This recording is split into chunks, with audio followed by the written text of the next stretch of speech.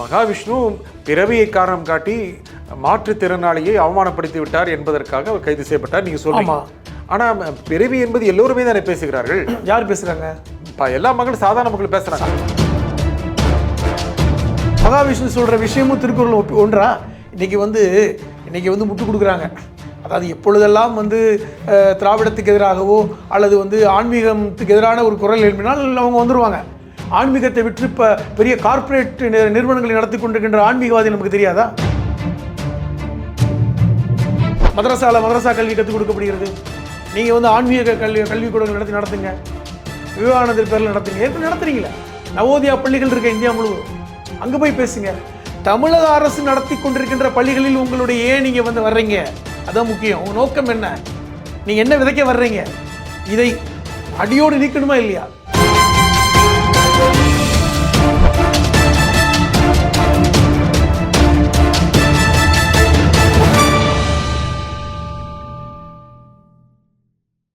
வணக்கம் ஆகாயம் நண்பர்களே. மகாவிஷ்ணு கைது ஏன்? பள்ளிகளில் ஆன்மீகம் பேசலாமா கூடாதா? இதை பற்றி பேசுவதற்காக எழுத்தாளரும் மனிதநேய மக்கள் கட்சியின் அமைப்பு செயலாளருமான திரு புதுமணம் ஹலீம் இங்கு வந்திருக்கிறார். வணக்கம் திரு புதுமணம். வணக்கம். மகாவிஷ்ணு ஏன் கைது செய்யப்பட்டார்? சரியா? இல்லை, மகாவிஷ்ணு ஏன் கைது செய்யப்பட்டார் என்று ஊர்வலத்துக்கே தெரியும். அவர் வெறும் பள்ளிக்கூடத்தில் ஆன்மீகம் பேசினதற்காக மட்டும் கைது செய்யப்படவில்லை என்று நாம் உணர்ந்திருக்கிறோம். காரணம், அங்கே ஆன்மீகம் பேசுவதே தவிர்க்கப்பட வேண்டும் என்று தான் சட்டம் சொல்கிறது. எந்த அரசு பள்ளிக்கூடங்களிலும் ஆன்மீகம் பேசுவதற்கு அனுமதி கிடையாது. ஏனென்றால் இந்திய அரசமைப்பு சட்டம் ஆர்டிகிள் 28 தெளிவாக சொல்கிறது, எந்த மத விஷயங்களையும் பள்ளிக்கூடத்தில் பேசக்கூடாது. குறிப்பாக அரசு பள்ளிக்கூடங்களில் ஆன்மீகம் பேசுவதற்கு அனுமதி இல்லை என்பதை தெளிவாக வரையறுத்திருக்கிறது. பல்வேறு காலகட்டங்களில் அந்த ஸ்கூல் மேனேஜ்மெண்ட் அந்த அந்த நிர்வாகத்தில் இருப்பவர்களுடைய அனுமதியோடு பேசுவது என்பதும், தொடர்ச்சியாக கல்வி இயக்குநரகம் கல்வித்துறை அவர்களுக்கு அதை இது போன்று செய்யக்கூடாது என்று வலியுறுத்துவதும் தொடர்கதையாக இருக்கிறது. அது என்ன என்றால், இது கூடுதலாக ஒரு மாற்றுத்திறனாளி என்கிற ஒரு ஆசிரியர், அதாவது அவர்களை நாம் இப்போ ஃபிசிக்கலி சேலஞ்சு தான் சொல்கிறோம். அவர் இப்போ மாற்றுத்திறனாளி என்று கூட சொல்வதில்லை. ஃபிசிக்கலி சேலஞ்ச் அப்படிங்கிற வார்த்தையை நம்ம தமிழக அரசு பயன்படுத்தி நீண்ட நாட்கள் ஆகிவிட்டது. அதான் மாற்றுத்திறனாளி, ஊனமுற்றவர் என்று சொல்வதில்லை. அப்போ இப்படிப்பட்ட சூழ்நிலையில் அவரை கொச்சைப்படுத்துவது போன்ற ஒரு நிகழ்வு நடந்தது தான் இன்றைக்கி பிரச்சனை. ஆன்மீகம் பேசுவதையே தவிர்க்கப்பட வேண்டிய சூழ்நிலையில் ஆன்மீகம் என்கிற பேரில் நீங்கள் மூடப்பழக்க வழக்கத்தை நீங்கள் விதைக்கிறீர்கள் என்கிற அடிப்படையில் தான் அவர் கைது செய்யப்பட்டிருக்கிறார். ஒன்று. இரண்டாவது, ஒரு மாற்றுத்திறனாளியை நீங்கள் அவர் கேவலப்படுத்தி விட்டார். ஏன்னா அந்த சட்டம் தெளிவாக சொல்கிறது, ஒரு மாற்றுத்திறனாளி நீங்கள் வார்த்தையால் கூட வசைபாடினால் கூட அதை நீங்கள் மிக தீவிரமான அந்த சட்டத்தின் பிரகாரம் உங்களை கைது செய்ய முடியும். இன்னும் சொல்லப்போனால் 6 மாதத்திலிருந்து 5 வருடம் சிறை தண்டனை என்றே அந்த சட்டம் சொல்கிறது. மாற்றுத்திறனாளிக்கான 2016 சட்டம். இதன் அடிப்படையில் தான் அவர் கைது செய்யப்பட்டிருக்கிறார். மொத்தத்தில் ஆன்மீகம் பேசுனதுனால் மட்டும் கைது செய்யப்படலை அப்படிங்கிறத நம்ம பேசணும். ஆன்மீகம் அப்படிங்கிறது ஒரு வரையறை இருக்கு. ஏற்கனவே எல்லா பள்ளிகளிலுமே முதல்ல ஆன்மீகம் தொடர்பான அல்லது அறிவுறுத்தல் தொடர்பான வகுப்பு இருந்தன. அது எது நல்லது, எது கெட்டது, நல்வழி எது, சிறந்த வழி எது, மெய் வழி எது, இப்படிப்பட்டெல்லாம் இதுவே ஆன்மீகத்துடைய ஒரு சாயல் கொண்டது தானே. அதாவது நமக்கு ஞாபகம் இருக்கும், சிறு வயதில் நாம் நன்னறி வகுப்புகள் எல்லாம் கலந்துருக்கோம். அதற்கென்று ஆசிரியர் இருப்பாங்க. நன்னறி பாடம் சொல்லிக் கொடுப்பது வேறு, ஆன்மீகம் வேறு. உங்களுக்கு நல்லது எது கெட்டது என்று சொல்லிக் கொடுப்பது ஆன்மீகத்தின் மூலமாகத்தானா என்கிற கேள்விதான். இல்லை, ஆன்மீகம் என்பது மதம் பற்றி பேசுவதற்காகத்தான் அப்படி நீங்கள் சொல்கிறீங்க. இல்லைங்க, ஆன்மீகம் என்றால் நீங்கள் ஒரு மதத்தை சார்ந்து பேச வேண்டியிருக்கும். ஆன்மீகம் என்றால் நீங்கள் ஒரு மதத்தை பின்புலமாக வைத்து பேச வேண்டியிருக்கும்.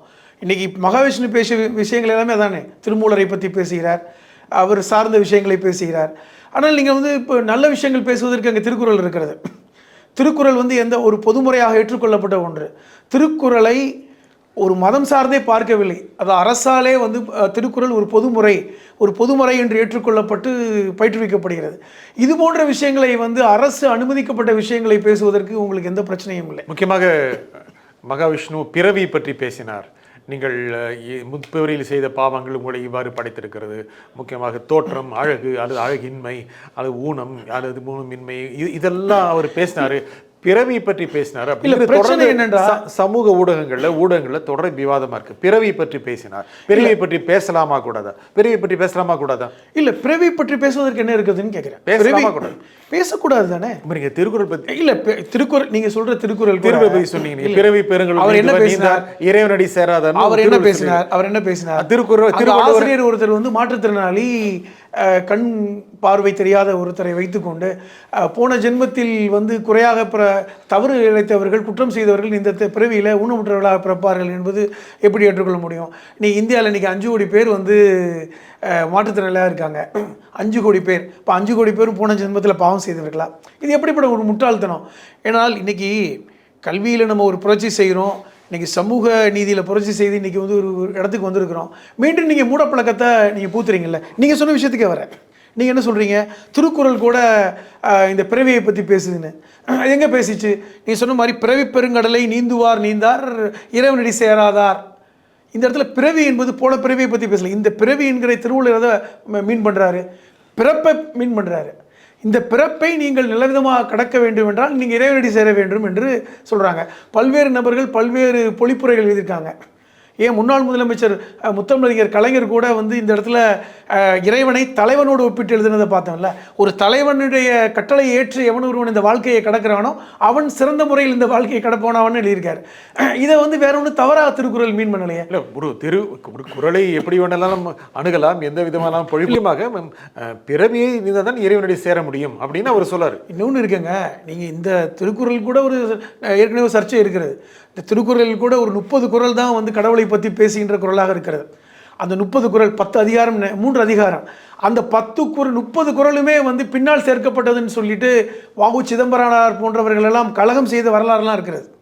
அதாவது இந்த 30 குறளும் பின்னாடி வந்த சார்ந்தவர்கள், கடவுள் நம்பிக்கை உள்ளவர்கள் அதை சேர்த்து விட்டார்கள். ஏன்னா அந்த காலகட்டத்தில் வந்து திருக்குறளுக்கு பொழிப்புரை எழுதினவர்கள் எல்லாமே யார்? எந்த ஒரு குறிப்பிட்ட சமூகம் தான். அதை சேர்த்து விட்டார்கள் என்று வஉசி போன்றவர்கள் சொன்ன விஷயம் இன்றைக்கி இருக்குது. அது ஒரு பக்கம், அது வேற ஒரு சர்ச்சை. ஆனால் நான் என்ன சொல்கிறேன் என்றால், திருக்குறள் வந்து அறத்துப்பாலை பேசுகிறது, பொருட்பாலை பேசுகிறது, காமத்துப்பாலை பேசுகிறது, வாழ்வியலை பேசுகிறது. இது நீங்கள் ஆன்மீகமா? வாழ்வியலை பேசுகிறது. கடவுளை பற்றிலாம் பெருசாக பேசலை. நான் வந்து போன ஜென்மத்தில் பாவம் செஞ்சால் இந்த ஜென்மத்தில் வந்து நீ கூன்குருடாக பிறப்பேன் என்று திருக்குறள் சொல்கிறதா? நான் கேட்குறேன். திருக்குறள் என்ன பேசுகிறது? ஒரு மன்னன் எப்படி இருக்க வேண்டும், ஒரு தலைவன் எப்படி இருக்க வேண்டும், ஒரு கணவன் மனைவி வாழ்க்கை எப்படி இருக்க வேண்டும், கல்வியை எப்படி நீங்கள் கற்றுக்கொள்ள வேண்டும், எப்படி பொருளீற்ற வேண்டும், எப்படி அறத்தோடு வாழ வேண்டும், எப்படி ஒழுக்கத்தோடு வாழ வேண்டும் என்கிற திருக்குறள் இதோடு ஒப்பிட முடியுமா? நீங்கள் என்ன பேசுகிறீங்க? நீங்கள் அவர் சொல்கிற இந்த மகாவிஷ்ணு சொல்கிற விஷயமும் திருக்குறள் ஒன்றா? இன்றைக்கி வந்து முட்டு கொடுக்குறாங்க. அதாவது எப்பொழுதெல்லாம் வந்து திராவிடத்துக்கு எதிராகவோ அல்லது வந்து ஆன்மீகத்துக்கு எதிரான ஒரு குரல் எழுப்பினால் அவங்க வந்துடுவாங்க. அது என்னென்னு பார்க்க மாட்டாங்க, பகுத்தாய்வு வந்து செய்வது பார்ப்பதில்லை. இந்த குரல் வந்து ஆட்டோமேட்டிக்காக வந்துடும், இந்த கழக குரல் வந்துடும். மகாவிஷ்ணு முழுக்க ஆன்மீகத்தை வியாபாரமாக செய்யக்கூடியவராக இருக்கிறார். அதுதான் நீங்கள் ஒன்று பார்க்கணும். அவரை நீங்கள் தனிப்பட்ட மனிதனாக பாருங்கள். அவர் வந்து ஒரு ஆன்மீகத்தை விற்கக்கூடிய ஒரு நபர். ஏற்கனவே இன்றைக்கி சமூகத்தில் இருக்காங்கல்ல, ஆன்மீகத்தை விற்று இப்போ பெரிய கார்ப்பரேட் நிறுவனங்களை நடத்தி கொண்டிருக்கின்ற ஆன்மீகவாதி நமக்கு தெரியாதா? எல்லா மதங்களும் இருக்காங்க. நான் வந்து ஒரு மதத்தை சொல்லவே இல்லை, எல்லா மதத்தையும் தான் சொல்கிறேன். எல்லா மதத்திலும் மதத்தை விற்பவர்கள் இன்னைக்கு கார்ப்பரேட் ஆள்களாக இருக்காங்க. இன்னைக்கு வந்து பெரிய பெரிய நிறுவனங்கள் நடத்திட்டு இருக்காங்க. அதை போன்று ஒரு நபராக இன்னைக்கு இருக்கிறார். இன்றைக்கி இந்த மகாவிஷ்ணு எடுத்துக்கிங்களேன், அவர் ஒரு மகா கணபதி பேர், அவர் ஒரு மதுரை மகாங்கிற பேரில் அசத்தபவதி யார் நிகழ்ச்சி நடந்துக்கிட்டவர் தான். சின்ன பையன், 30 வயசு கூட இல்லை. இந்த நபர்கள் எல்லாம் இன்னைக்கு எப்படி வர்றாங்க? புற்றீசல் போல் எப்படி வர்றாங்கிறதா? ஏன் புற்றீசல் சொல்றாங்க? அவர் ஆய்வு செய்து தன்னை உணர்ந்து கொண்டு மக்களுக்கு சேவை செய்வதற்காக ஒரு வழியை தேர்ந்தெடுத்திருக்கிறார். 4 வருடங்களுக்கு முன்பாக அண்ணாமலை யாருன்னு கூட தெரியாதுங்க. இன்னைக்கு எப்படி அண்ணாமலை தெரிய வைக்கப்பட்டார்? இன்னைக்கு எப்படி மகா விஷ்ணுவை எப்படி ப்ரமோட் பண்றாங்க? எங்க இருந்து இவர்கள்லாம் வர்றாங்க? ஏன் ரெண்டு ஒண்ணாக்குறீங்க? அந்த குரல் தான் சொல்றேன். என்ன குரல்? இன்னைக்கு வந்து மகாவிஷ்ணுவோட குரலும் அண்ணாமலை குரலோட பொருத்தி பாருங்கன்றேன். ஏன் அப்படி சொல்றீங்க? ஏனென்றால் இன்னைக்கு முகம் தெரியாத எத்தனையோ பேர் நான் தான் வந்து இந்த சமூகத்துக்கு புரட்சி செய்ய போறேன்னு வந்து நிற்கிறாங்கல்ல. இந்த மகாவிஷ்ணு அண்ணாமலையுடைய குரல் மாதிரி சொல்றீங்களே. சொல்றேன்.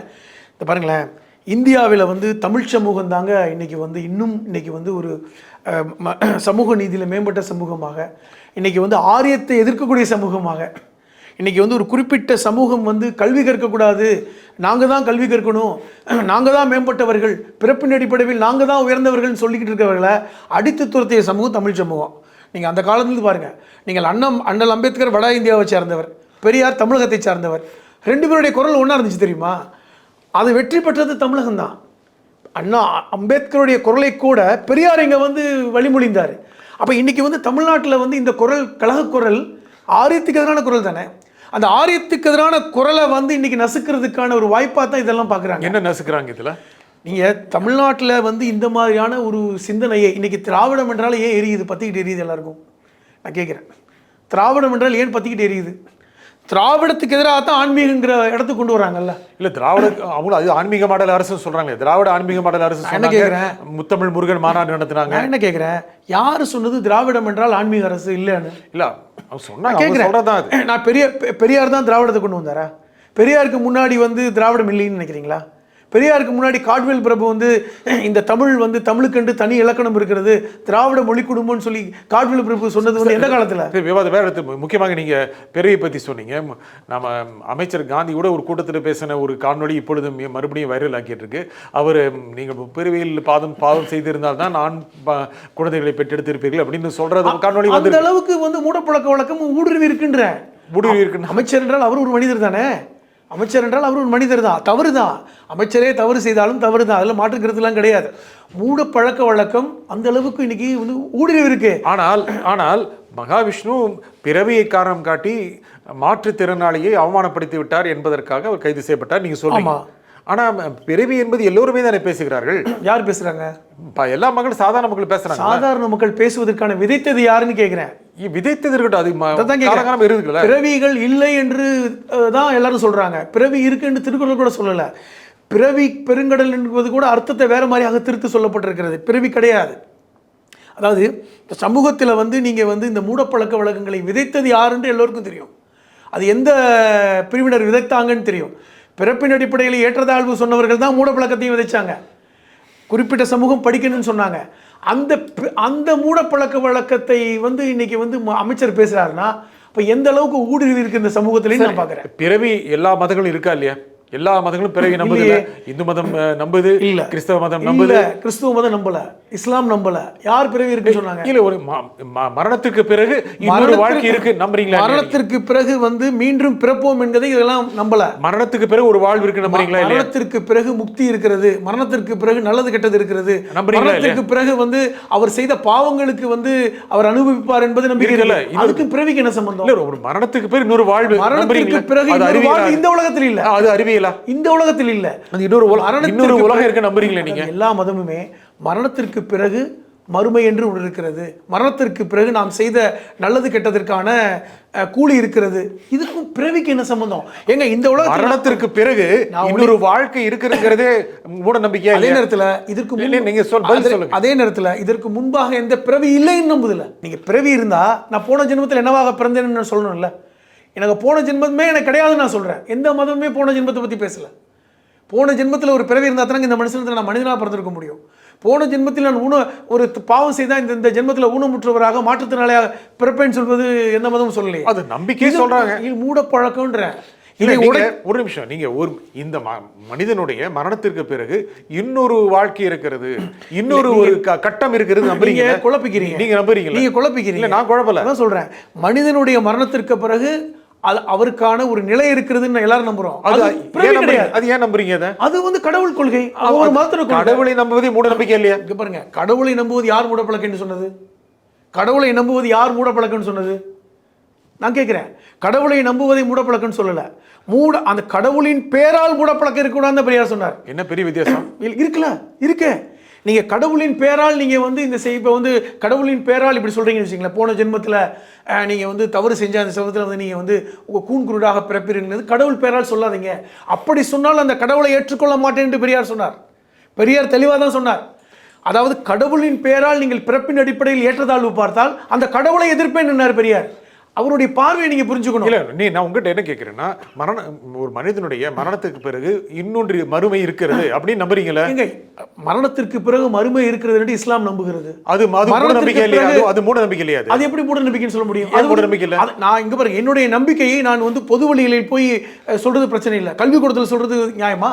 இப்போ எனக்கு ஒரு நம்பிக்கை இருக்கிறது, எனக்கு மரணத்திற்கு பிறகு மறுமை இருக்குன்னு நான் நம்புறேன்.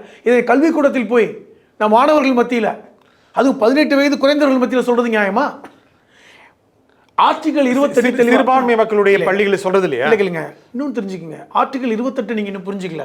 ஆர்டிகல் 28 தெளிவாக சொல்லியிருக்கிறது, அரசு பள்ளிகளில் மதம் சம்பந்தப்பட்ட விஷயங்களை தடுக்க சொல்லியிருக்கு. சிறுபான்மை பள்ளிகளில் நீங்கள் மதம் சம்பந்தப்பட்ட விஷயங்களை சொல்வதற்கு தடை இல்லை, சட்டமே தடுக்கல. ஒரு கிறிஸ்தவ பள்ளியிலோ இஸ்லாமிய பள்ளியிலோ அல்லது வந்து ஒரு இந்து அறநிலைத்துறை சார்ந்த ஒரு பள்ளி நடத்துன்னு வைங்க. இப்போ இந்து அறநிலைத்துறை ஒரு பள்ளிக்கூடத்தை நடத்துது. நீங்கள் இந்து அறநிலைத்துறையில் ஒரு வேலை செய்தால் கூட இந்து மத நம்பிக்கை உள்ளவர்களுக்கு மட்டும்தான் வேலை வாய்ப்பு. அப்போ அப்படிப்பட்ட ஒரு பள்ளிக்கூடத்தில் நீங்கள் மதம் சம்பந்தப்பட்ட பேசுவது யாரும் சொல்லலை, தடுக்கலை. அரசு பள்ளிகளில் பொது பள்ளிகளில் நீங்கள் பேசுவதை ஆர்டிகல் 28 தடுக்குது. ஒன்று. இரண்டாவது, நீங்கள் ஏன் டார்கெட் பண்ணுறீங்க? அதுவும் பெண் குழந்தைகளை டார்கெட் பண்ணுறீங்க. பெண் குழந்தைங்களை போன வருடம் நடிகர் தாமுடைய நிகழ்ச்சி ஆரணியில் நடந்துச்சுல, அதில் பெண் குழந்தைகள் கதறி எழுதாங்களே மோட்டிவேஷன்ங்கிற பேச்சில். அப்பொழுதே வந்து கல்வித்துறை வந்து எல்லாருக்கும் சுற்றறிக்கை அனுப்பிச்சாங்களே. அதையும் மீறி எப்படி நீங்க நடத்த அனுமதிக்கிறீங்க? எப்படி நடந்தது சொல்லுங்க. தவறுன்ற இல்ல, இது எப்படி நடந்தது சொல்லுங்க. தவறு இரண்டாவது. தவறு ஒன்றே ஒன்று. எப்படி நடந்தது? கல்வித்துறை இவர் மகாவிஷ்ணு ஒரு நம்பிக்கை பேச்சாளர், ஒரு மோட்டிவேஷன் ஸ்பீக்கர் அப்படிங்கிற அடையாளம் கொண்டவரை பள்ளிக்கு அழைக்கலாம் என்று எப்படி முடிவு செய்கிறார்கள்? இதுல ரெண்டு விஷயமா சொல்லுங்க. ரெண்டு விதமா பாக்குறேன். ஒன்று, ஒரு தலைமை ஆசிரியர் மாற்றது போல ரெண்டு விஷயமா பாக்குறேன். ஒன்று, ஒரு மோட்டிவேஷனல் ஸ்பீக்கர் என்பவர் வந்து உங்களை வந்து மோட்டிவேட் பண்ணணும், உங்களை வந்து பாசிட்டிவாக பேசணும், உங்களை வந்து அழுக வைக்கக்கூடாது, உங்களை வந்து சோர்வடைய விடக்கூடாது, மதத்தை பற்றி பேசக்கூடாது, உங்களை வந்து என்கரேஜ் பண்ணணும், சிரிக்க வைக்கணும். இதுதான் மோட்டிவேஷனுடைய அர்த்தம். அது ஒன்று. ரெண்டாவது, நீங்கள் இப்போ இவர் எப்படி அழைச்சிங்கன்னு கேட்குறீங்க. எப்படி அழைச்சிருப்பாங்கன்னு கேட்குறேன். சொல்கிறேன், கல்வித்துறையிலும் காவி சாயம் உள்ள பூசப்பட்டிருக்கு. எப்போ பூசுறாங்க? காலங்காலமாக நடந்துகிட்டு இருக்க ஒரு செயலுங்க இது. ஒரு நிமிஷம், நீங்க கல்வி துறையிலும் காவி சாயம் நுழைந்து விட்டது அப்படிங்கிறீங்க, காலங்காலமாக நடந்து கொண்டிருக்கிறது வேற சொல்றீங்க. இல்லை, ரெண்டுமே நான் சொல்றேன். என்னன்னா, ஆர்எஸ்எஸ் உடைய அஜெண்டாக்களில் ஒன்று பல்வேறு துறைகளில் அவருடைய சித்தாந்தத்தை புகுத்துவது. இது எல்லாருக்கும் தெரிஞ்ச ஒரு விஷயம். மகாவிஷ்ணு வந்து ஆர்எஸ்எஸ் அஜெண்டாவா இருக்கலாம், அதான் சொன்னேன். ஏதோ இல்லைங்க, ஏன் அவர் அண்ணாமலையை போன்ற வேற ஒரு சாயலா இருக்கக்கூடாதுன்னு நான் நினைக்கிறேன். அண்ணாமலை நீ கொண்டு வந்தீங்க, 4 வருஷத்துக்கு முன்னாடி அண்ணாமலை யாருன்னே தெரியாது. அவரை நீ கொண்டு வந்து ஒரு வைப்ரண்ட் லீடராக ப்ரமோட் பண்ணீங்க. அவர் என்ன சாதிச்சார் தமிழ் மக்களுக்காக? என்ன அவர் செஞ்சு கொடுத்தாரு? நான் கேட்குறேன், 4 வருடங்களில் அண்ணாமலை செய்த சாதனை என்ன? நீ என்ன சாதனை என்ன? உங்களுடைய ஸ்கேல் என்ன? ஏங்க, தமிழ் மக்களுடைய நலம் சார்ந்து நீங்கள் போராட்டம் நடத்திருக்கீங்களா? தமிழ் மக்களுக்கு நிதி வாங்கி கொடுத்துருக்கீங்களா? முதல்ல நிறைய தமிழ் இங்கே பாருங்க, தமிழ் இப்போ வந்து கல்விக்கான நிதியை வந்து இன்னைக்கு ஒன்றிய அரசு தடுக்குத 575 கோடி இந்த ஃபர்ஸ்ட் குவார்டர். அதை பற்றி பேசினாரா? தமிழ் மக்கள் நலன் சார்ந்த இந்த விஷயம், நீட்டுக்கு எதிராக ஏதாவது விஷயங்கள் எதுவுமே நடக்கல. இந்த 4 வருடத்தில் தன்னை வந்து எப்படி ப்ரமோட் பண்ணாரு, ஊடகங்கள் எப்படி அவருக்கு சப்போர்ட் பண்ணாங்க. எங்க ஒரு 4 வருஷத்துல ஒரு பெரிய தலைவரா? இப்போ இன்னைக்கு மகாவிஷ்ணு அதே மாதிரி தான் பெரிய தலைவர். மகாவிஷ்ணு இல்லைங்க, யாருன்னே தெரியாத ஒரு நபரை இன்னைக்கு கொண்டாந்து ப்ரமோட் பண்றீங்க. ப்ரமோட் பண்ணது யாரு? அதுதான் சொல்றேன், அந்த சக்தி யாரு அவருக்கு ஆதரவு கொடுத்தா? அவருக்கு யார் ஆதரவு கொடுக்குறாங்களோ, அவர் சொல்வது சரி என்று யார் நியாயம் கற்பிக்கிறாங்களோ அவங்க தான் காரணம். ஏன் அவருக்கு சப்போர்ட் யாரும் இருக்கக்கூடாதா? உடனே அவர் பிஜேபி காரர்கள் சப்போர்ட் செய்கிறார்கள், பிஜேபியினர் அவருக்கு ஆனால் அவர்கள் நேரடியாக ஆதரிக்காமல் பல்வேறு குற்றங்களை சொல்கிறார்கள். திரு மோடிக்கு எதிராக பேசியவர்களை கைது செய்தார்களா? ஆன்மீகம் பற்றி பேசினால் கைது செய்வீர்களா? பிறவி பற்றி பேசினால் தவறா? இந்த வாதங்களை முன்வைக்கிறாங்க. இப்போ அவர் கைது செய்யப்பட்டது ஆன்மீகத்தின் அடிப்படையில் இல்லை, அதில் புரிஞ்சுக்கணும். அதாவது இந்த மகாவிஷ்ணு கைது செய்யப்பட்டது ஆன்மீகத்தின் அடிப்படையில் இல்லை, அதுவே தவறான வாதம். அவர் கைது செய்யப்பட்டது ஒரு மாற்றுத்திறனாளியை அவர் கொச்சைப்படுத்தினார். அது ஒரு சாக்கா இல்லையா? ஏன் சாக்கு? நீங்கள் சாக்குன்னு எடுத்துட்டா சட்டம் எதுக்கு இருக்கு? சட்டப்படி தானே கைது செய்யப்பட்டாரு. சாக்குன்னா நீங்கள் நீதிமன்றத்தில் போய் அதை விளக்கம் கொடுங்க. அதாவது ஏற்கனவே சட்டம் தெளிவாக சொல்கிறது. 2016 மாற்றுத்திறனாளிகள் பாதுகாப்பு சட்டம் ரொம்ப தெளிவாக சொல்லுது, நீங்கள் மாற்றுத்திறனாளியை இந்த மாதிரி பேசக்கூடாது, அவர்கள் நீங்கள் வார்த்தையாலோ உடலாலோ ஏதோ வகையில் நீங்கள் வந்து துன்புறுத்தினா அந்த சட்டப்படி, ஏன்னா வெளிப்படையாக வீடியோ இருக்குது. முக்கியமாக நீங்கள் சொன்னது போல அரசு பள்ளியில் வந்து ஒரு ஆன்மீக பிரச்சாரம் செய்தார் மகாவிஷ்ணு. நீங்களே சொன்னீங்க, அது ஆன்மீக பிரச்சாரம், அது மத பிரச்சாரமாக இருந்தது. அது முழுக்க ஒரு தர்ம சங்கடத்தை ஏற்படுத்தியது, அரசுக்கும் தர்ம சங்கடத்தை ஏற்படுத்தியது, கல்வித்துறைக்கு ஏற்படுத்தியது. நீங்கள் சொன்னது போல திராவிட சிந்தனையாளர்களுக்கு தர்ம சங்கடத்தை ஏற்படுத்தியது. ஆகையால் நீங்கள் சொன்னது போல மாற்றுத்திறனாளிகளை அவமானப்படுத்தினார், கொச்சைப்படுத்தினார் என்ற வகையில் அவர் கைது செய்யப்பட்டார். ஆமாம். அது நீங்க சொன்னது சரிதான். ஆனா தர்ம சங்கடம் ஏற்பட்டது ஒரு உண்மை. எப்படி ஒரு ஆன்மீக பேச்சாளர், அதுவும் மதம் சார்ந்த பேச்சாளர் அரசு பள்ளியில் பேச அனுமதிக்கப்பட்டார் அப்படிங்கிறதுக்கு தலைமை ஆசிரியர் மாற்றப்பட்டார். நான் கேட்கறது என்னன்னா, எப்படி அவர் உள்ள வந்தாரு, யாரு அனுமதிச்சாங்க, ஏன் அனுமதிச்சாங்க, எப்படி இது நடந்தது? அமைச்சர் தெளிவாக பதில் சொல்லிட்டார். கல்வித்துறை அமைச்சர் தெளிவாக பதில் சொல்லிட்டார். ஒரு பக்கம் அவர் அரெஸ்ட் பண்ண செய்யப்பட்டது வந்து அந்த மாற்றுத்திறனாளிகளை அவர் எதிராக பேசினார்கள். எப்படி அழைத்தார், யார் அழைத்தார்கள் என்பது நாங்கள் வந்து உள்ளுக்குள்ள நிர்வாகம் சார்ந்து நாங்கள் இது. நீங்க என்ன சொல்றீங்க? நான் உங்ககிட்ட கேட்டேன், நீங்க என்ன சொல்றீங்க? காவி சாயத்தை காலங்காலமா பூசிட்டாங்க. கல்வித்துறை, காவல்துறை, அரசு துறைகளில் இன்னைக்கு எப்படி இருக்கு ஏங்க? இன்னைக்கு ஒன்றிய அரசுடைய இடி சிபிஐ நிலைமை என்ன நான் கேட்குறேன். தேர்தலான வரைக்கும் வந்துடுச்சு. எங்கும் நீக்கமர இன்னைக்கு இருக்கிறாங்க அப்படிங்கிறது உண்மைதானே? அரசே, ஒன்றிய அரசே ஒரு சட்டத்தை இப்போ கொண்டு வந்தாங்க. உங்களுக்கு இல்லை அரசே ஒன்றிய அரசு கொண்டு வந்தாங்கல்ல. அரசு ஊழியர்கள் RSSல் பயணிக்கலாம்ங்கிற இதை எது கொண்டு வராங்க? ஏன் கூடாது? கூடாதுன்னு அரசு ஊழியர்கள் எந்த அமைப்பில் இருக்கக்கூடாதுல்ல. மகாவிஷ்ணு RSS கொண்டு இருக்கலாம். ஏன்னா RSS ஊழியர்களுக்கு தொடர்பு படுத்துறீங்க. RSS ஊழியர்களுக்கு வந்து உறுப்பினர் கார்டு கிடையாது. RSS ஊழியர்கள் யார் என்பதே தெரியாது. நீங்க கேட்டு பாருங்க. அவருடைய பைலாவில் RSS ஊழியர்களுக்கு எந்த உறுப்பினர் கார்டும் கிடையாது. ஏன் இருக்கக்கூடாது? ஏன் இன்னைக்கு பாஜக சப்போர்ட் பண்றாங்க? ஏன் இன்னைக்கு வந்து பாஜகவோட தலைவர்கள் வரிந்து கட்டி கொண்டு வர்றாங்க? வெறுமனை இது மட்டும் பேசுனதா? ஆன்மீகம் பாஜக மட்டும் சொந்தமா? ஏன் பாஜக அல்லாத இப்போ திமுக இருக்கவங்களுக்கு ஆன்மீக சொந்தம் இல்லையா? அதிமுக இருக்கவங்களுக்கு ஆன்மீக சொந்தம் இல்லையா? இன்னைக்கு வந்து பொது சமூகத்தில் இருக்க மக்களுக்கு ஆன்மீக சொந்தம் இல்லையா? இன்னைக்கு என்ன ஹோல்சேல் டீலரா? அது அல்ல பிரச்சனை. யாரை ஆதரிக்கணும், யாரை எதிர்க்கணும்னு சொல்றாங்கல்ல. நான் கேட்டது, எப்படி அவர் ஆன்மீக பேச்சாளர், மோட்டிவேஷனல் ஸ்பீக்கர், நம்பிக்கை பேச்சாளர் அப்படின்னு நினைச்சு உள்ள கொண்டு வந்தாங்க. நீங்க நேரடியாக சாயம் பூசிட்டாங்க, காவி சாயம் பூசிட்டாங்க. அவர் என்ன பேச போறாருன்னு அந்த தமிழ் ஆசிரியை பேசின வீடியோவும் இருக்கு. நீங்க மகாவிஷ்ணு என்ன பேச போறீங்கன்னு. அப்ப தமிழ் ஆசிரியைக்கு என்ன பேசுறாங்கன்னு தெரியல. அவர் மோட்டிவேஷன் ஸ்பீக்கரா உள்ள வந்திருக்கலாம். இது ஒரு திட்டமிட்ட இந்த செயலுக்கு அவர்கள் எல்லாம் வந்து பலியா இருக்கிறாங்க. நீங்க பலியாகி இருக்காங்க. யாரு திட்டமிட்டாங்க செயல்? அதுதான் சொல்றேன். இந்த மேலாண்மை குழுவான்னு கேட்குறாங்க. இல்லைன்னு சொன்னேங்க. இல்லைன்னு சொன்னால் அது உண்மையாயிடுமா? நம்ப மாட்டீங்களா? எப்படி நம்ப முடியும்? இப்போ நீதிமன்றத்தில் போய் நான் தப்பே பண்ணல நீதிமன்றம் நம்பிடுவாரா? அதுக்கு வந்து சாட்சியங்கள் வேணும்ல. இப்போ அதன் அடிப்படையில் இன்றைக்கி இன்வெஸ்டிகேஷன் போய் கொண்டு இருக்கிறது. அது இருக்கட்டும். ஒரு பக்கமாக அவர் கைது செய்யப்பட்டிருக்கிறார். கைது செய்யப்பட்டதும் சட்டத்துக்கு உட்பட்டு தான். அவர் வெறும் இப்போ வெறுமனே ஆன்மீகம் பேசுனதாக மட்டும் இல்லை. அப்படி என்றால் நடிகர் தாமு ஏற்கனவே கைது செய்யப்பட்டிருக்கணும். அவர் ஆன்மீகம் மட்டும் தான் பேசினார். அப்படி இல்லை. நீங்கள் வந்து மாற்றுத்திறனாளியை கொச்சைப்படுத்தினீங்கிறதுக்காக தான் வந்து கைது செய்யப்பட்டிருக்கீங்க. நீங்கள் சட்டத்துக்கு உட்பட்டு சந்திக்கட்டும், அது வேறு விஷயம். நான் என்ன சொல்ல வரேன்னா, இவரை போன்றவர்கள் எப்படிங்க முளைச்சு வர்றாங்க? முளைச்சு வர்றாங்க என்ன அர்த்தம்? அந்த மாதிரி என்னன்னா, யாருன்னு தெரியாதவங்க திடீர்னு வர்றாங்க. தமிழ்நாட்டில் அது டார்கெட் செய்யப்படுதுன்னு நான் சொல்றேன். தமிழகம் அவர் தன்னை ஒரு ஒளியை அவர் அறிந்திருக்கிறார். தினமும் சித்தர் என் கூட பேசுறாரு. இது ஆன்மீகமா? டெய்லி என் கூட சித்தர் பேசுறாரு. சித்தர் சொன்னதே நான் சொல்றேன். ஏற்கனவே ஒருத்தர் சாமியார் சொல்லிட்டு போனார்ல, அவரை தான் பேசினாரு. கதவை திறங்க காத்து வருன்னாரு. அது ஆன்மீகம் தான் பேசினாரு. தனி நாடே உருவாக்கிட்டார். எதற்காக நீங்க அவரை பயன்படுத்திக்கிறீங்க? அதான் என்னுடைய கேள்வி. நான் ஏன் அண்ணாமலையோட தொடர்பு படுத்தி பேசுறேன்? 4 வருஷத்துக்கு முன்னாடி இவர் யாருன்னே தெரியாதுங்க. இவர் யாருன்னே தெரியாது. இதற்கு முன்னாடி பாஜகவில் பெரிய பெரிய தலைவர்கள் இல்லையா? இவர் எப்படி ப்ரமோட் பண்றாங்க? அப்ப இது எல்லாம் திட்டமிட்டு செய்யறாங்க. கட்சி அடையாளம் கொண்டது அண்ணாமலை. இதையே தொடர்பு படுத்தணும், இரண்டையும் தொடர்பு படுத்த வேண்டாமே. அந்த குரலை நான் பார்க்குறேன்.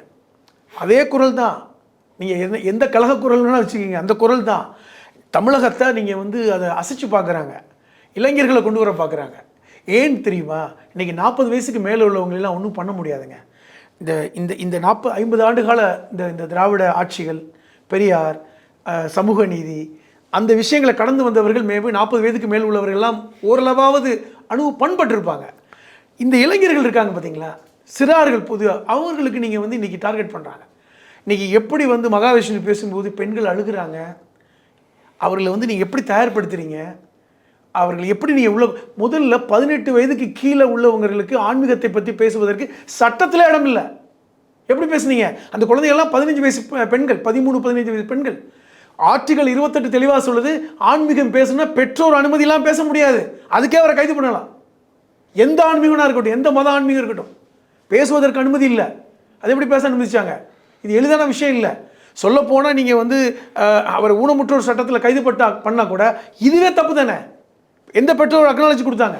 பொதுவாக இனிமேல் இதுவாக நடக்கக்கூடாது அப்படிங்கிறதுக்காகவும் அரசு கைது செஞ்சிருக்குன்னு நினைக்கிறேன். இல்லை, ரொம்ப ஸ்ட்ராங்காக ஏற்கனவே வந்து இந்த பல்வேறு விஷயங்களில் அரசு வந்து கடந்து போயிருக்கிறது. சொல்லப்போனால் இது ஒரு சுணங்கல் தான். அரசுக்கு நான் அதாவது நடவடிக்கை எடுத்திருக்கணும். அதாவது இது தவறு என்பதை அரசு உணர்ந்ததுனால தான் இன்றைக்கி பதட்டப்படுது. அரசு பதட்டப்படுது, இது தவறு. கல்வித்துறையில் அதிகாரிகள் சில பேர் வந்து கருப்பாடாக இருக்காங்க, தவறு நடந்து போச்சு. இன்றைக்கி அமெரிக்காவில் இருக்கார் முதல்வர், அவர் இருக்கிற காலகட்டத்தில் நடக்குது. அப்படிங்கும்போது இன்றைக்கி கல்வி அமைச்சருக்கு பெரிய நெருக்கடி. அதை உணர்ந்து தான் அவர் ரியாக்ட் பண்ணுறார். நான் விடமாட்டேன், அதாவது கைது பண்ணி போகிற விஷயத்தை கூட அவர் விடமாட்டேன், அவரை நான் வந்து தண்டிக்காம அப்படிங்கிற அளவுக்கு அவர் ஏன் போகிறாருன்னா நெருக்கடி. இது வந்து இந்த தவறை எப்படி நடக்க விட்டாங்க, அதுதான் முக்கியமானது. இப்போ அரசு என்ன செய்யணும், யார் இந்த கருப்பாடுகள்ங்கிறத கவனிக்கணும். உள்ளே இருக்காங்க, ஆதரவு மனநிலையெல்லாம் வெளியே தெரியாது, அந்த கலர் வெளியே தெரியாது, பல கலரோடு இருக்கிறாங்க, கல்வித்துறையிலும் ஊடுருவி இருக்கிறார்கள். அதுதான் இன்றைக்கி வெளிப்பட்டிருக்கு. அதனால அரசு என்ன செஞ்சு இப்போ முழுமையாக ஸ்ட்ராங்காக ஹோல்ட் பண்ணிட்டாங்க. கல்வித்துறையில் நீங்களே சொன்னீங்க, இப்போது அது காலங்காலமாக ஊடுருவிருக்காங்கன்னு சொல்கிறீங்க. ஆமாங்க, 50 வருஷமாக நடந்துட்டு இருக்கிற விஷயம். எது? எல்லா துறைகளிலும் தங்களுடைய சித்தாந்தத்தை வெளிப்படுத்தக்கூடிய ஆட்கள் உள்ள வரணுங்கிறது 50 வருடங்களுக்கு முன்பே வந்து நாங்கள் ஆரம்பிச்சிட்டோம்னு சொல்லி சுப்பிரமணிய சாமி சொன்னார். சுப்பிரமணிய சுவாமியும் ஆர்எஸ்எஸ் பின்புலம் கொண்டவர் தானே. அவர் கொடுத்த பேட்டியிலே பாருங்கள், நாங்கள் நாங்கள் உள்ள ஆள் அனுப்புகிறோம், 50 வருஷமாக நேர்காலத்திலேருந்தே இந்த வேலையை பண்ணுறோம்னாரு. அப்போ என்ன அர்த்தம்? நேர்காலத்திலேருந்து காங்கிரஸுக்குள் ஏற்கனவே பலரும் புகுந்தாங்க. காங்கிரஸ்காரங்களுக்கு செலவு வச்சாங்கல்ல, இவங்க ஏன் வச்சாங்க? அப்போ எல்லாமே நடந்து கொண்டு இருக்கிறது. தமிழகம் வந்து இது கொஞ்சம் விழிப்போடு பார்க்குது. இங்கேயும் புகுந்துருக்காங்க, எல்லா துறைகளிலும் புகுந்துருக்கிறாங்க. அதை இன்றைக்கி களை எடுக்க வேண்டிய வேலை வந்து ஸ்டாலினுக்கு முக்கியமாக இருக்கு. களை எடுக்கணும்னு என்ன அர்த்தம்? கண்டுபிடிக்கணும். இது போன்ற வந்து விஷயங்களை வந்து உள்ளே கொண்டு போகிறாங்கல்ல, அடிப்படையில் கை வைக்கிறாங்கல்ல. முக்கியமாக மாணவர்கள் எதுக்கு கை வைக்கிறாங்க? இளைய சமுதாயத்தின் மேலே நீங்கள் வந்து ஒரு விஷயத்தை விதைச்சிங்கன்னா அது மனசில் பதியும்ல. அப்போ அந்த அந்த அந்த மாணவர், அதுவும் குறிப்பாக மாணவிகள் மத்தியில் விதைக்க நினைக்கிறாங்கல்ல, அதை விதைச்சிட்டோன்னு வச்சிங்களேன், அது எத்தனை முளைக்குன்னு எதிர்பார்க்குறீங்க? ஆயிரக்கணக்கான விதைகள் முளைக்கலாம்ல. அது எவ்வளோ பெரிய ஆபத்தை உண்டு போன எதிர்காலத்தில். இதில் கை வைக்கிறாங்க. அவருடைய நோக்கமே வந்து எதிர்கால திட்டம் தான். ஆனால் ஜனநாயகத்தில் எல்லா கருத்துக்கும் இடம் உண்டு இல்லை. எல்லா கருத்தையும் எங்கே சொல்லணும்னு ஒரு விவஸ்தை இல்லையா? பொது மேடையில் சொல்லுங்கள், பொது வழியில் பேசுங்க. அதற்கு வந்து உங்களுக்கு வந்து இந்த ஃப்ரீடம் ஆஃப் ஸ்பீச் இருக்கேன், மத சுதந்திரமே இருக்கேன், ரிலீஜியஸ் ஃப்ரீடம் இருக்கேன். அது யாருமே தடை பண்ணலையே. ஒரு மதத்தை பற்றி இன்னொருத்தர் சொல்வதற்கு அரசியலமைப்பு சட்டம் அனுமதிக்குது. பள்ளிக்கூடங்களில் இல்லைங்கிறது அரசியலமைப்பு சட்டம் சொல்லுது. ஏன் பள்ளிக்கூடத்துக்கு போகிறீங்க? நீங்கள் ஒரு பள்ளிக்கூடம் நடத்தி சொல்லுங்கள், உங்கள் மாணவர்கள் சொல்லிட்டு போங்க, குருகுலம் நடத்துங்க. அது யாரும் தடுக்கிறது இல்லையே. எல்லா மதமும் குருகுலம் நடத்தலாம். மதரசா கல்வி கற்றுக் கொடுக்கப்படுகிறது. நீங்கள் வந்து ஆன்மீக கல்விக்கூடங்கள் நடத்துங்க, விவேகானந்தர் பேரில் நடத்துங்க. ஏற்கனவே நடத்துறீங்களே, நவோதயா பள்ளிகள் இருக்க இந்தியா முழுவதும், அங்கே போய் பேசுங்க. தமிழக அரசு நடத்தி கொண்டிருக்கின்ற பள்ளிகளில் உங்களுடைய ஏன் நீங்கள் வந்து வர்றீங்க, அதான் முக்கியம். உங்கள் நோக்கம் என்ன, நீங்கள் என்ன விதைக்க வர்றீங்க, இதை அடியோடு நீக்கணுமா இல்லையா? இப்போ வந்து திருக்குறளை வந்து நீங்கள் வந்து ஒப்பிட்டு சொல்கிறீங்க பார்த்தீங்களா? திருக்குறள் ஒரு ஆன்மீக நூல் தான். எவன் சொன்னது திருக்குறள் ஆன்மீக நூல்னு? யாருமே ஏற்றுக்கல. திருக்குறள் ஒரு பொதுமுறை, அரசே ஏற்றுக்கொள்ள வேண்டிய விஷயம் அது. அதனால தான் இத்தனை காலம் வந்து கல்வித்துறையில் இருக்குது, கல்வி பாடத்திட்டமாக இருக்குது. அதை நீங்கள் ஒப்பிடுறீங்க பாருங்கள். ஏற்கனவே திருவள்ளுவரை நீங்கள் வந்து காவி சாவியம் பூச முயற்சி பண்ணுறீங்க, இதோடு சேர்த்து முயற்சி பண்ணுறீங்க. அது திருவள்ளுவரை நீங்கள் பூச முடியாது. இது எல்லாமே நீ கனெக்ட் பண்ணி பார்க்கணுன்னு சொல்கிறேன். ஒன்றுக்கு ஒன்று இன்டர் கனெக்டட். இது எல்லாமே திட்டமிட்ட செயல். தமிழகம் பெரிய அச்சுறுத்தல் இருக்கிறது, புரிஞ்சுக்குங்க. நான் சொல்கிறது சும்மா எளிதாக கடந்து போகிற விஷயம் இல்லை. தமிழகம் பெரிய அச்சுறுத்தல் இருக்கிறது. உங்களை கரெக்ட் பண்ணிக்கிட்டே இருக்காங்க. பொது சமூகத்தை நோக்கி அவர்கள் வேலை செஞ்சுக்கிட்டே இருக்காங்க. அதில் ஒரு பகுதி தான், ஒரு சின்ன புள்ளி தான் மகாவிஷ்ணு. சரி, இந்த நிகழ்ச்சியில் உங்கள் கருத்துக்களை குறிமையாக திரு புதுமணம் ஹலீம் மிக்க நன்றி. மீண்டும் ஒரு நிகழ்ச்சி சந்திப்போம். நன்றி, வணக்கம்.